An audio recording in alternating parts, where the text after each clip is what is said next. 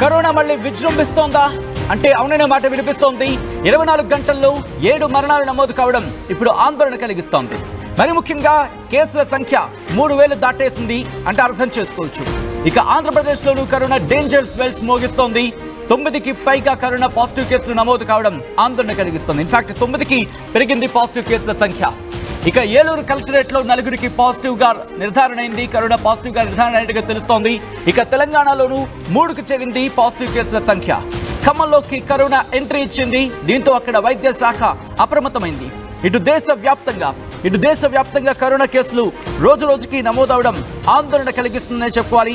ఇప్పటికీ కేసుల సంఖ్య 3000 దాటినంతే అర్థం చేసుకోవచ్చు.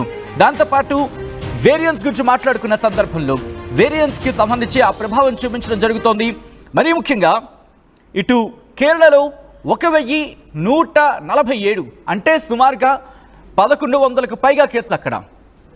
ఇంకా చెప్పాలంటే 2000 మార్కుకి దరిదాపుల్లో ఉంది అనే చర్చ కూడా జరుగుతోంది. దాంతోపాటు మహారాష్ట్రలో 400కు పైగా కేసులు నమోదయ్యాయి.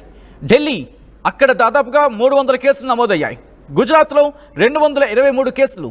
తమిళనాడు, కర్ణాటక, వెస్ట్ బెంగాల్లో కలిపి మొత్తం 148, 116 అంటే తమిళనాడులో 148, కర్ణాటకలో 148, వెస్ట్ బెంగాల్లో 116 కేసులు నమోదు కావడం ఆందోళన కలిగిస్తోంది. దేశవ్యాప్తంగా కరోనా కేసులు నానాటికి పెరుగుతుండడం ప్రస్తుతం వైద్య ఆరోగ్య శాఖ అప్రమత్తమైంది. ఈ నేపథ్యంలోని గడిచిన 24 గంటల్లోని దాదాపుగా 7 మరణాలు నమోదయ్యాయంటూ కూడా ప్రస్తుతం ఆ అంశం ఆందోళన కలిగిస్తోంది. ఇటు ఆంధ్రప్రదేశ్లో కూడా కేసులు నమోదవుతున్నాయి. ఇటు తెలంగాణలో కూడా, తెలుగు రాష్ట్రాల్లో కూడా కేసులు నమోదు కావడం, కేసుల సంఖ్య నానాటికి పెరగడం ఆందోళన కలిగిస్తోంది. తెలంగాణలో 3కి చేరింది పాజిటివ్ కేసుల సంఖ్య. ఖమ్మంలోకి కరోనా ఎంట్రీ ఇచ్చినట్టుగా తెలుస్తోంది. అటు ఆంధ్రప్రదేశ్ ఏలూరులో కూడా కలెక్టరేట్లో 4కి కరోనా పాజిటివ్గా నిర్ధారణ కావడం ఆందోళన కలిగిస్తోంది. అటు ఆంధ్రప్రదేశ్ వైద్య శాఖ అప్రమత్తమైంది. తెలంగాణ వైద్య శాఖ కూడా అప్రమత్తమైంది. మరీ ముఖ్యంగా గాంధీ కావచ్చు, ఉస్మానియా కావచ్చు, ఆయా హాస్పిటల్స్కి ఇప్పటికే డైరెక్షన్స్ ఇచ్చింది. ఒకవేళ కేసుల సంఖ్య పెరిగితే కనుక దీనికి తదనుగుణంగా బెడ్స్ ఏర్పాటు చేయాలి ఎమర్జెన్సీ కేసెస్కి సంబంధించి. ఎందుకంటే కొన్ని సందర్భాలు మనం చూసాం. మరి ముఖ్యంగా ఫస్ట్ వేవ్ కాకుండా సెకండ్ వేవ్లో ఆక్సిజన్ అందక కట్టకట్టలాడిపోయిన పరిస్థితి, ఆక్సిజన్ కోసం విలువల్లాడిపోయారు. ఈ నేపథ్యంలోని అటువంటి పరిస్థితి ఎదురైతే కనుక వెంటనే దాన్ని ట్యాకిల్ చేసేలా, దాంతోపాటు ఆ తీవ్రత పెరగకుండా ఉండేందుకు వెంటనే చర్యలకు ఉపక్రమించేలా డైరెక్షన్స్ జారీ చేయడం జరిగింది వైద్య ఆరోగ్య శాఖ. ఈ నేపథ్యంలో తెలంగాణలో ఎటువంటి పరిస్థితి ఉంది, అలాగే ఆంధ్రప్రదేశ్లో ఎటువంటి పరిస్థితి ఉంది తెలుసుకునే ప్రయత్నం చేద్దాం. ఆంధ్రప్రదేశ్ నుంచి మా ప్రతినిధి మణికుమార్, తెలంగాణ నుంచి మా ప్రతినిధి ఉదయ్ లైవ్ లో సిద్ధంగా ఉన్నారు. ముందుగా నేను ఆంధ్రప్రదేశ్కి వెళ్లే ప్రయత్నం చేస్తున్నాను. ఆంధ్రప్రదేశ్లో ప్రెసెంట్ పరిస్థితిని తెలుసుకునే ప్రయత్నం చేద్దాం. మా ప్రతినిధి మణికుమార్ అప్డేట్స్ అందించేందుకు సిద్ధంగా ఉన్నారు. మణికుమార్, ప్రస్తుతం ఆంధ్రప్రదేశ్లో ఎన్ని కేసులు ఉన్నాయి? దాంతోపాటు ఏలూరులో కలెక్టరేట్లోని 4కి కరోనా పాజిటివ్ గా నిర్ధారణ తెలుస్తోంది. ప్రస్తుతం పరిస్థితి ఏంటి? సచిన్, చూడొచ్చు దేశవ్యాప్తంగా పెరుగుతున్నటువంటి కరోనా కేసులు ఆందోళన కలిగిస్తున్నాయని చెప్పాలి. మొత్తం అటు తెలంగాణ కావచ్చు, లేదంటే కేరళ కావచ్చు, గుజరాత్, మహారాష్ట్ర, ఇట్లా ప్రతి రాష్ట్రంలోనూ కూడా గత కొన్ని రోజుల నుంచి కూడా కరోనా కేసులు విపరీతంగా పెరుగుతున్నాయి. అదేవిధంగా ఇప్పటి వరకు కూడా పెరిగిన కేసుల నేపథ్యంలో 7 వరకు కూడా మరణాలు జరిగినట్టు కూడా ప్రచారం జరుగుతుంది. దీని మీద ప్రభుత్వం అధికారిక ప్రకటన రావాల్సింది. అయితే ఇటు ఆంధ్రప్రదేశ్ లో కూడా కేసుల సంఖ్య రోజు రోజుకి పెరుగుతుందని చెప్పాలి. గతంలో అటు వైజాగ్ లో ఒక కేసు నమోదైంది, తర్వాత కడపలో 2 కేసులు నమోదయ్యాయి. తాజాగా ఇటీవల తణుకులో ఒక కేసు నమోదైంది. తాజాగా ఏలూరు జిల్లా కలెక్టరేట్ లో కోవిడ్ కలకలం సృష్టిందని చెప్పాలి. ఏకంగా 4కి ఇక్కడ కోవిడ్ పాజిటివ్ గా నిర్ధారణ అయింది.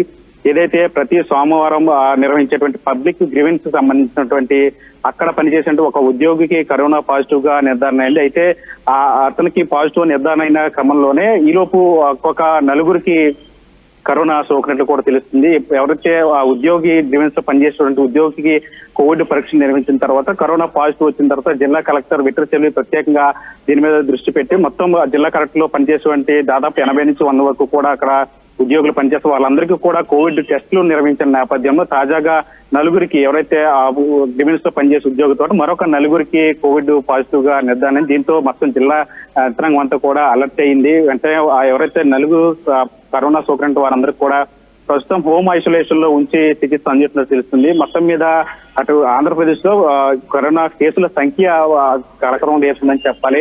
గతంలో చూసాం మనం, ఫస్ట్ వేవ్ లో కావచ్చు, సెకండ్ వేవ్ లో కావచ్చు, ఎన్ని మరణాలు జరిగాయి, కోవిడ్ ఎంతటి విధ్వంసం సృష్టించింది అనే దాని మీద దృష్టిలో పెట్టుకుని ఇప్పుడు ప్రస్తుతం ఆంధ్రప్రదేశ్ మొత్తం జిల్లా వైద్య శాఖ అంతా, రాష్ట్ర వైద్య శాఖ అంతా కూడా అప్రమత్తమైంది. ఎక్కడికక్కడ ఆసుపత్రులకు సంబంధించి బెడ్లు కావచ్చు, లేదంటే ఆక్సిజన్ సిలిండర్లు కావచ్చు, లేదంటే అవసరమైనటువంటి పరికరాలు అన్ని కూడా సిద్ధం చేస్తున్నట్టు కూడా తెలుస్తుంది. ఏలూరు జిల్లా ఆసుపత్రుల్లో కూడా ప్రత్యేకంగా కోవిడ్ వార్డును కూడా ఏర్పాటు చేసిన పరిస్థితి కనిపిస్తుంది. ప్రస్తుతానికి ఏలూరు జిల్లా కలెక్టరేట్ లో నలుగురికి కోవిడ్ రావడం అంతా కూడా మొత్తం జిల్లా వ్యాప్తంగా కూడా కలకం రేపుతుందని చెప్పాలి. ఈ విషయాన్ని అధికారులు కూడా గోప్యంగా ఉంచినట్లు కూడా తెలుస్తుంది. ఇది ఆలస్యంగా ఈ విషయం అంతా కూడా బయటకు వచ్చింది.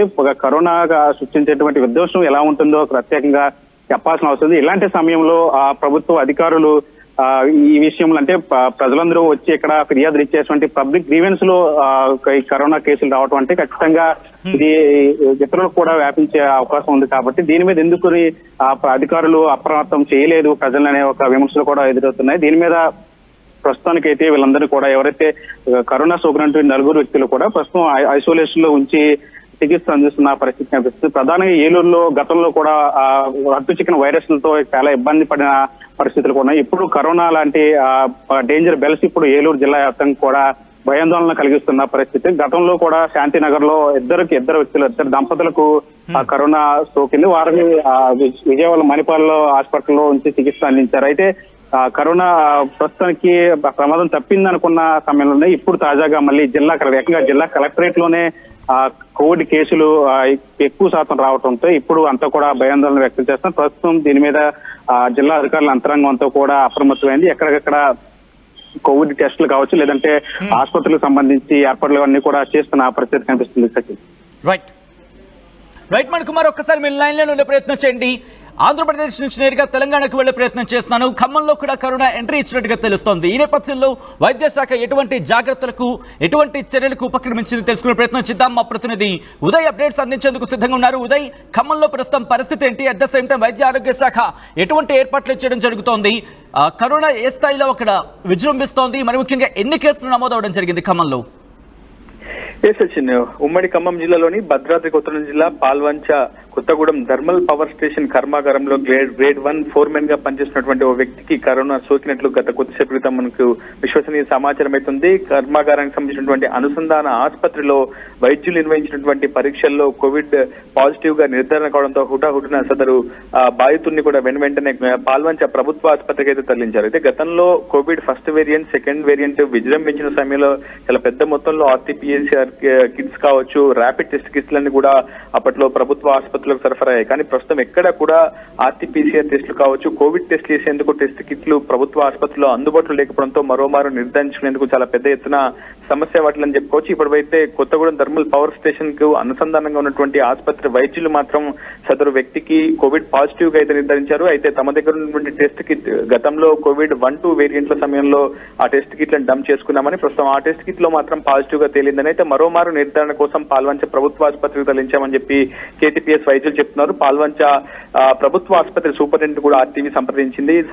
కేటీపీఎస్ ఉద్యోగికి కోవిడ్ పాజిటివ్ సోకిన విషయంలో ఎటువంటి లక్షణాలు ఉన్నాయనే అంశంపై కూడా పూర్తి స్థాయిలో సంభాషణ జరిపింది. కానీ ప్రస్తుతం పాల్వంచ ప్రభుత్వ ఆసుపత్రిలో కానీ, జిల్లా ప్రభుత్వ ఆసుపత్రుల్లో కానీ ఎక్కడ కూడా ఆర్టీపీసీఆర్ కావచ్చు, ర్యాపిడ్ టెస్ట్ కిట్లు కోవిడ్ నిర్ధారించేందుకు చేయాల్సినటువంటి పరీక్షలకు సంబంధించినటువంటి కిట్స్ అందుబాటులో లేనట్లు కూడా మనకు ప్రస్తుతం సమాచారం అయితే అవుతుంది. ప్రస్తుతం ఇతరత్ర ప్రభుత్వ ఏరియా ఆసుపత్రులు ఎక్కడైనా టెస్ట్ కిట్లు మిగిలి ఉన్నాయో ఉంటే వెంటనే తీసుకొచ్చి మరోమారు సదరు బాధితుడికి నిర్ధారణ చేసేందుకు మరోమారు పరీక్షలు నిర్వహించే అవకాశం అయితే కనిపిస్తుంది. ఏదేమైనా భద్రాద్రి కొత్తగూడెం జిల్లాలో తొలి కోవిడ్ పాజిటివ్ కేసు నమోదు కావడం పూర్తిగా అందరినీ కూడా కలకలం రేపుతుంది. ఈ అంశంపై జిల్లా వైద్య ఆరోగ్య శాఖ అధికారిని కూడా ఆర్టీవీ సంప్రదించింది. కానీ ఈ విషయంపై తమకు ఎటువంటి సమాచారం లేదని చెప్పి ప్రభుత్వ ఆసుపత్రి వైద్యులు చెప్తున్నారు. నిజానికి Covid first variant, second variant లో దాదాపు భద్రాద్రి కొత్తగూడెం జిల్లా వ్యాప్తంగా 13 లక్షలకు పైగా ర్యాపిడ్ టెస్ట్ కిట్లు పరీక్షలు నిర్వహించారు. అందులో సుమారు 50,000 మందికి పైగా పాజిటివ్ తేలింది. 572 మందికి పైగా కేవలం భద్రాద్రి కొత్తగూడెం జిల్లాలోనే కోవిడ్ ఫస్ట్, సెకండ్ వేరియంట్ లో మృతి చెందినటువంటి పరిస్థితి కనిపిస్తుంది. సో ఇప్పుడు ఖచ్చితంగా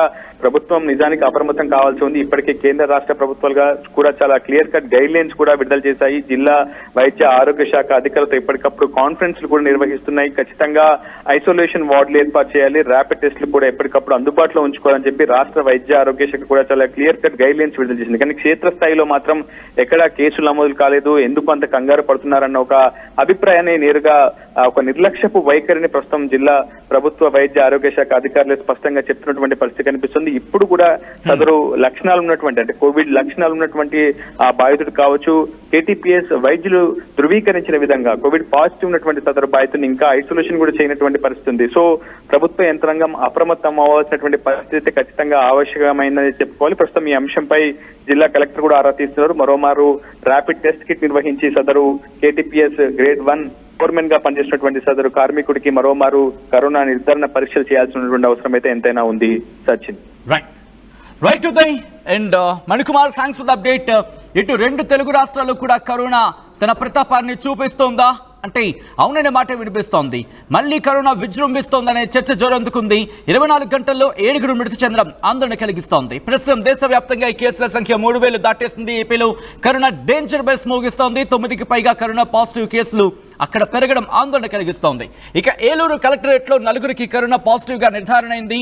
తెలంగాణలో 3కి చేరింది కరోనా పాజిటివ్ కేసుల సంఖ్య. ఇక ఖమ్మంలో కూడా కరోనా ఎంట్రీ ఇవ్వడం ఆందోళన కలిగిస్తోంది. మీ అభిప్రాయం మాత్రం కామెంట్ రూపంలో చెప్పే ప్రయత్నం చేయండి. మరి ముఖ్యంగా సోషల్ డిస్టెన్సింగ్, అలాగే శానిటైజింగ్, దాంతోపాటు అంటే మాస్క్ పెట్టుకోవడం, దాంతోపాటు శానిటైజ్ చేసుకోవడం, అలాగే సోషల్ డిస్టెన్స్ పాటించడం, ఈ మూడింటిని పాటిస్తే కనుక కరోనాను మనం నియంత్రించవచ్చు. పూర్తిగా మనం నిర్మూలించే ప్రయత్నం చేయలేకపోవచ్చేమో, కానీ నిర్మూలించే ప్రయత్నానికి సంబంధించి మాట్లాడుకునే సందర్భంలో నియంత్రణ అయితే మాత్రం మనం పాటించగలం. వీటిని పాటించే క్రమంలో వాటిని నియంత్రించగలిగితే ఆ వైరులెంట్ అంటూ ఉంటాం కదా సాధారణంగా, అంటే ఆ వ్యాప్తికి సంబంధించి వాటిని మనం కనీసం నియంత్రించగలిగే సత్తా, ఆ శక్తి మనకుంది. సో ఈ నేపథ్యంలో దయచేసి బయటకు వెళ్ళే క్రమంలో మరి ముఖ్యంగా ఏజ్ పైబడిన వాళ్ళు, పెద్ద వయసులో ఉన్న వాళ్ళు కావచ్చు, చిన్నపిల్లలు కావచ్చు, దాంతోపాటు మల్టిపుల్ ఇష్యూస్ ఉన్న వాళ్ళు కావచ్చు, లేకపోతే వివిధ అనారోగ్య సమస్యలతో బాధపడుతున్న వాళ్ళు కావచ్చు, బయటకు వెళ్ళేటప్పుడు దయచేసి జాగ్రత్తలు పాటించే ప్రయత్నం చేయండి. సో దట్ కరోనా బారిన పడకుండా ఉండేందుకు దాదాపుగా అవకాశం, ఆస్కారం 2 ఉంటాయి.